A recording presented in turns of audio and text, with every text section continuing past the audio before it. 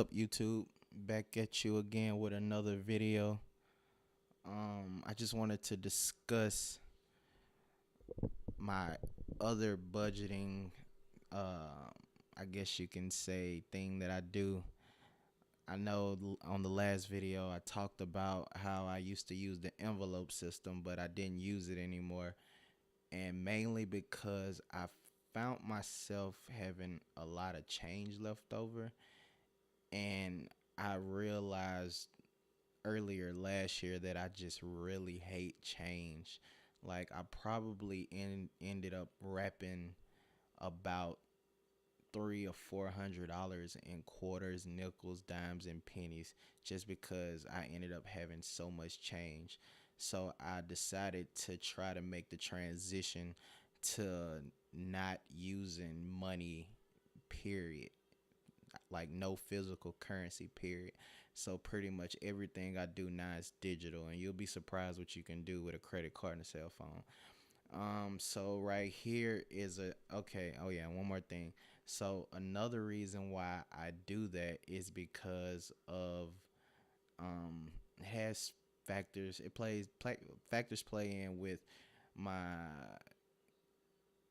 my credit score and interest and earnings over time. You'll see when I show you this. Okay, so right here, this is an Excel sheet that I built in Google Docs, and I'll have it available for download if you want to take a look at it.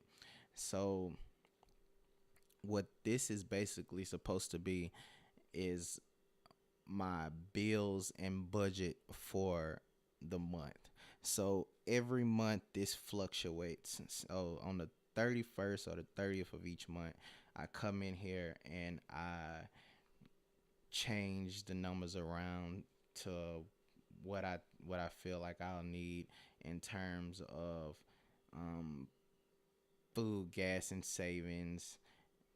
But a lot of these bills become repetitive, so you'll know what a lot of bills are, so they remain the same, but some bills change over time. But I find that doing this really helps me because I'm not using any physical currency, and having the Google Docs app on my phone just allows me to swipe my card and then open up the app and just subtract however much I just swiped from my doc sheet, and it automatically saves, and then I'm good. And when it's time for me to spend money, I open it up, I look at it, I see what I have left, and that's pretty much how I do for the month. So basically, this first column or this section right here, uh, I do all of my bills. Also, keep in mind that these are not all my bills. These are some of my bills, but this is just a test sheet. So these numbers are fabricated. These aren't real numbers. A lot of this stuff isn't my stuff. Some of it is, some of it isn't. It's just an example to show you pretty much how I do things. So basically, what I do is I add all my bills for the month. I put them in a column. I put how much they will cost or how much they generally cost, and then I have a section for paid. So after I pay the bill, I just go in and then I hit that, and the bill is paid. At the bottom, it tallies up to how much the total is for the month, and this is my bills, my savings, and eating all for the month. So pretty much the way I do it is my whole check gets used, or all my checks or all my money gets used for that month. I don't have any money that's just to the side for wondering money. Um, then the bottom right here is my living expenses. So I try to do $1,000 a month with food, gas, and entertainment. Keep in mind that I stay in Mississippi, so the prices of things are cheaper compared to other states. Right here is just two diagrams pretty much showing the things on the left, what I spend the most on and what I don't. Right now it's looking more like my safe savings, but these like I said aren't real numbers. So let's move over on this side. So this side would be my regular income, getting paid every 2 weeks, and other side money that I know I would get in, which would equal up to my total. And then over here would be stock income. Now, because you pretty much can't, you don't know your stock income for sure, based off of the stock income is my dividends, and dividends change, they fluctuate, you never know what they're going to be. You can look at the past 4 quarters and see what they were, or the past 2 quarters, and that'll pretty much give you a general idea of how much you'll make. But this is just stock income, but this income is also for the year. So this regular income is for the month, this stock income is for the year. This interest paid income monthly is from savings accounts that I have. I think one of them draws 1%, and most of them, as you know, is like 0.003 or 4, something like that. And that's how much that totals out to for the month. And then over here on the right is outstanding income.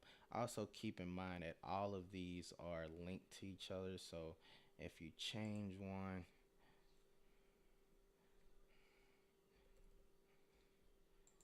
it'll change on this side. But I'll just put that back like I had it the first time. All right, then down here is the credit cards. Now, I know a lot of people aren't firm believers on using credit cards, but I am. I've been using credit cards now to pay pretty much, well, not credit cards, but a credit card to pay pretty much everything that I use or I do for about 6 months now. And I only use credit cards that give rewards or give some form of money interest earned back. So I'll give you an example. One bank that I use, my online banking, Ally, they charge they have a card, pretty much it's a Visa card, and you sign up. It's pretty much like all the other cards. They all have little initiatives to get you to get you to purchase them, and you sign up. And if you spend, I think it's $300 within the first month or the first 3 months, you'll get $100 back. And then for everything you spend, you get a percent or 2% back on your money. And then every $25 you earn back, you get the withdrawal. So I'm pretty much making money for just doing my regular things, paying my bills, eating, uh, entertainment, getting gas. So I mean, why use money to pay those bills when I can just use this card and earn money and rewards back at the end of the month or end of a couple months? The only thing I would say about this, and I know a lot of people be like, "Well, you shouldn't use credit."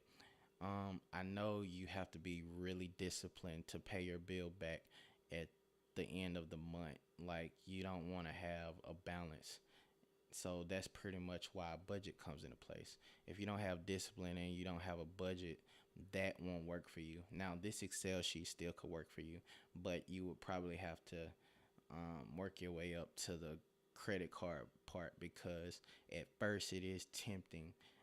But yeah, so basically that's what I do. I don't use cash anymore.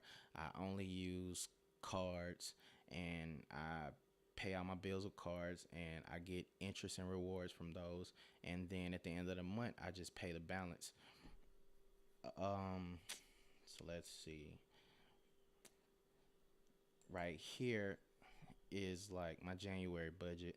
So basically, I would do $600 worth food in January, 200 in gas, fun, going out, movies, bowling, shooting pool, whatever. That's 200, and then all together equals 1,000.